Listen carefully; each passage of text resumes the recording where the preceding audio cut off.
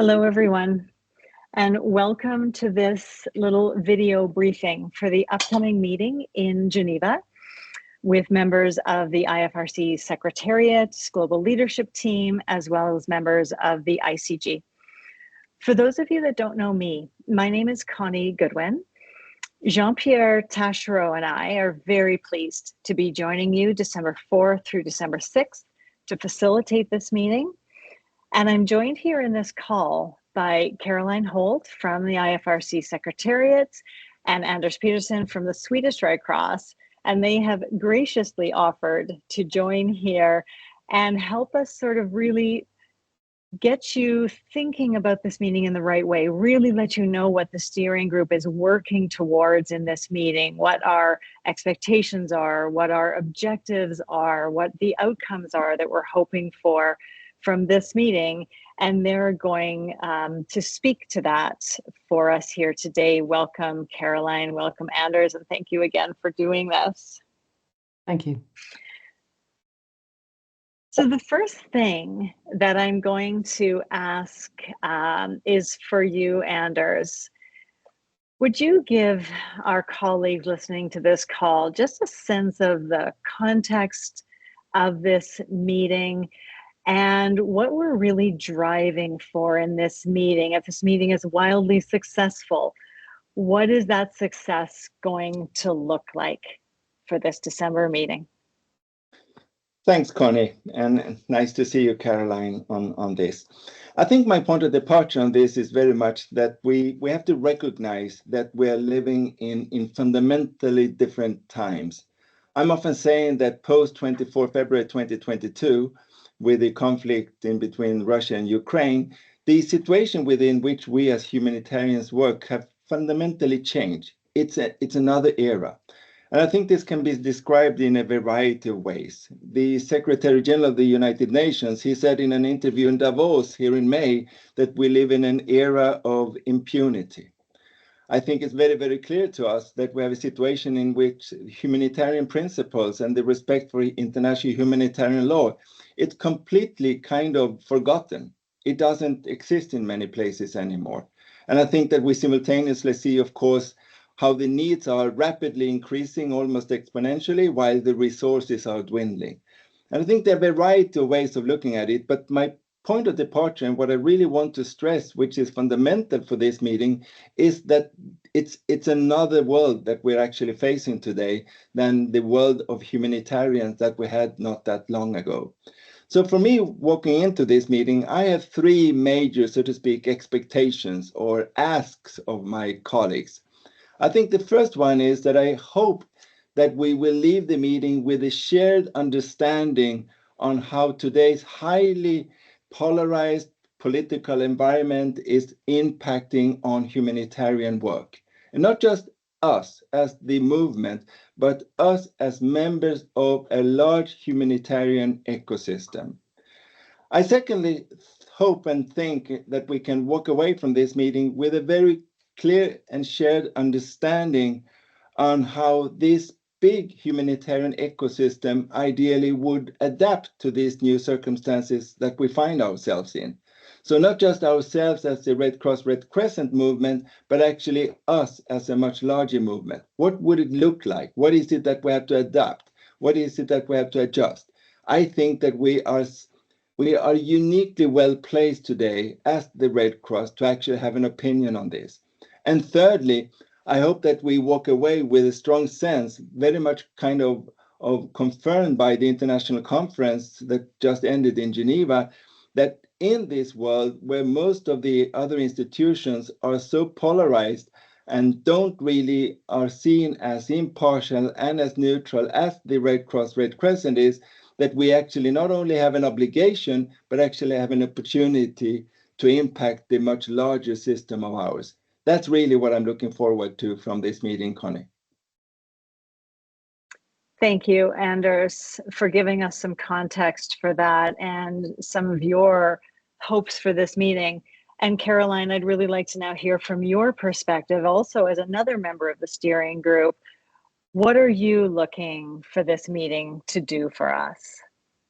Well, thank you, Connie, and thank you, Anders, for your very clear overview of that. I fully support and agree with everything that you've said. I think the context in which we now find ourselves has fundamentally shifted, certainly from the time when we decided and designed our system, not only our response system, but also how we support our whole network, how we support each other, how we support national societies. I think success for me will be a willingness to be open, to be honest, to be transparent, to hold up the mirror to ourselves and to each other in a very respectful way, to actually look at where we are currently and where we want to be, how we can really continue to find our space in this new and evolved humanitarian context. We see this very naturally and in real terms on a daily basis. Certainly, if you sit at my desk, we see this changing context really changing the demands also from national societies, the supply and demand of what we offer versus what national societies want, how we can most effectively support them and each other, and ultimately, of course, communities who find themselves at the sharp end of disaster, crisis, conflict, the ever-changing climate emergency, which is bringing new and more intense needs to response on a daily basis. We also see that the Secretary General of the IFRC has just commenced, or is into his second term now, and as we move towards 2030 and the promises, the commitments made around Strategy 2030, the commitments made around the agenda for renewal, what that means for each and all of us. It's really about having that conversation about how far aligned are we with that, and is there a need for any course correction as we move towards that key date. So I think for me, success looks like a very open, frank discussion with some very concrete potential outcomes that come out of that. Thanks. Thank you, Caroline. And I hope that all of you listening and watching can hear the work the steering group has been putting into this meeting to really raise the level of this meeting and have it be a very different meeting that gets us past some of these sort of ongoing discussions that are so important and these complex problems to be solved. And Caroline, you referred to some concrete outcomes, and I'm wondering if one of you would just mind telling everyone what we're looking to come out of this meeting with in terms of concrete outcomes. Anders, please. Well, I think that a number of outcomes, actually.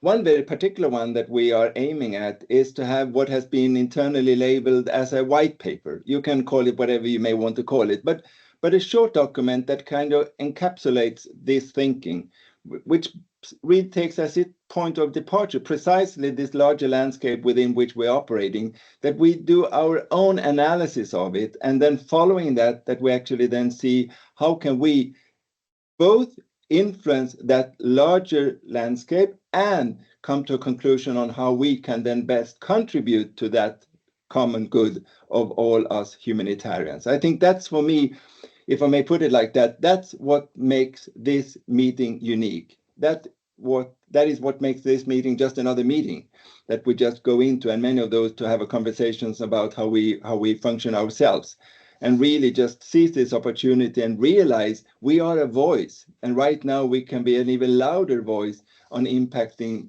something that is much greater. That, I think, is maybe the most important thing for me. Thank you. Caroline, is there anything you want to add to that? Yeah, I mean, nothing really to add. I fully agree. I think it's not so much the sort of hard preparation, but it's more about the mindset change, and that we come in prepared to engage in that respectful dialogue and really look at collectively how we can best continue to position ourselves to ensure that we are best placed to support the national societies of the network, and as I say, ultimately those that rely upon our support. So the mindset change, the looking at the context, ensuring we know what the humanitarian architecture looks like in its current form, maybe being aware of that, being aware of when the cluster system is activated, having a think about what the impact of the recent elections over in the US, what that might mean for us as a system. I think it would be worth reading around and just reflecting a little bit on what that means for us as national societies, as a collection of national societies, but as I say, more as a network, and what we can then do to ensure that we adjust to really pick up the wind on this one. If we can just walk into this room taking off our Red Cross hats for a moment, I think that would be extremely valuable, and look at ourselves as what we really are, humanitarians. That is primarily, I think, what we all would define ourselves as, and secondly, as members of a particular organization. So really, if we can go into this conversation with that mindset, I think we will achieve a lot. Thank you. Now, for those of you listening and watching, you can see that this is a really ambitious meeting that we are planning for December 4th through 6th. And of course, it is your expertise, your perspective, your best thinking that we need to come into the room to help us to make this meeting really successful. Anders, is there any sort of last words you would like to leave your colleagues with about how they're thinking about this meeting, how they are mentally sort of priming and preparing for this meeting? Connie said mindset. For me, this is very much a mindset shift in a way. I think I have been known for saying repeatedly that we are a very introvert organization, that we think very much about ourselves. My plea and my kind of what I want really to kind of put out there is that I think we have a voice that can be much, much louder. I think that we have an opportunity to really influence that goes way beyond ourselves. And I think, given my own background, I see how much that is needed in the much larger framework. And I want us to use that opportunity, not just to position ourselves. It's not just about us. It's actually an obligation of ours to share everything that we actually stand for. I think we are exceptionally well placed to do this right now. And I think we shall seize this opportunity now. Thank you, Anders. And Caroline, any last words for you in these last 2 weeks leading up to this meeting? No, I think seize the opportunity. There is a window and it won't be there forever. I think that we do need to get ahead of this, and there are plenty of things that we can look at, that we can do to adjust our approach and make sure that we're really giving ourselves the best possible opportunity in the years that lie ahead. Thanks. Thank you both very much for doing this today. And to everyone else, we look forward to seeing you with our opening session, the evening of December 4th, for a bit of a working dinner session, and then rolling right into our Thursday morning and going through until Friday at approximately 1300 is when we plan to end the meeting. And we look forward to seeing you all then. Bye for now. Thank you.